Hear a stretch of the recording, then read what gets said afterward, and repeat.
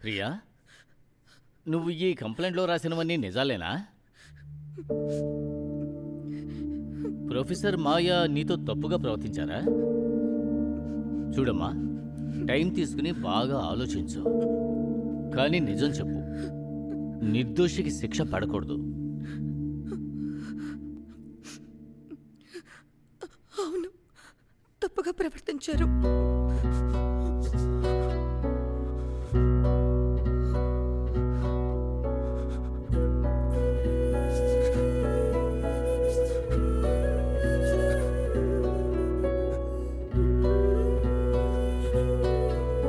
Accept చేసుకుని ముందుకెళ్ళాలి.